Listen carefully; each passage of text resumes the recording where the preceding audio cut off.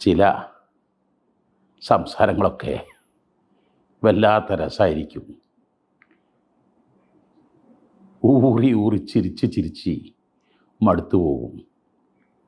ഇപ്പം അടുത്ത് ഒരു സുഹൃത്ത് പറഞ്ഞതാണ്, എൻ്റെ ഉമ്മയും ഉപ്പിയൊക്കെ നല്ലൊരു പെണ്ണിനെ കണ്ടു. അവർ കുറേ പ്രകീർത്തനങ്ങളും പ്രശംസകളൊക്കെ പറഞ്ഞു. ഞാൻ കല്യാണം കഴിച്ചു. പക്ഷേ എൻ്റെ സ്വപ്നത്തിലൊരു ഭാര്യ ഉണ്ടായിരുന്നു.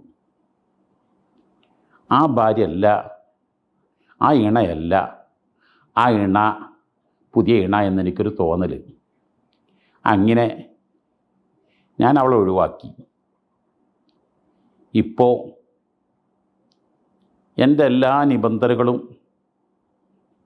എല്ലാ ഡിമാൻഡുകളും വെച്ച് ഞാൻ ഒരിണയെ തിരഞ്ഞെടുത്തു. ഇപ്പോൾ മഹാകഷ്ടകാലത്തിലാണ്. നേരത്തേത് ഒരു ഗോൾഡ് ടാങ്കായിരുന്നു, ഇപ്പോഴത്തേത് ഒരു വേസ്റ്റ് ടാങ്കാണ്. എന്നെ പൊട്ടീസാക്കലും എന്നെ മയക്കിക്കെടുത്തലും അല്ലാതെ എൻ്റെ ജീവിതത്തിൽ ഒരു സുഖം ഒരു സന്തോഷവും അവളിൽ നിന്ന് എനിക്ക് കിട്ടുന്നില്ല. മറ്റോളെ എവിടെയെന്ന് ചോദിച്ചപ്പോൾ ഓളെ വേറൊരോ കല്യാണം കഴിച്ച് ഓള് ഗൾഫിലോ മറ്റോ നല്ല സന്തോഷത്തിൽ കഴിയുന്നു എന്നാണ് അറിയുന്നത്. കണ്ണ് പോകുമ്പോഴാണ് കാഴ്ചയുടെ ഗുണം അറിയാറുള്ളത്. നാക്കിന് പുണ്ണ് വരുമ്പോഴാണ് ഭക്ഷങ്ങളുടെ പഴയകാല സ്വാദുകളൊക്കെ മനസ്സാക്കിയിരുന്നത്. കേൾവിക്ക് തടസ്സം വരുമ്പോഴാണ് കേൾവിയുടെ പവർ മനസ്സാക്കുന്നത്. എന്ന പോലെ ഉള്ളത് വിട്ട് മറ്റൊന്നെടുത്ത് പരാജയത്തിൽ പെട്ടുപോകരുത്.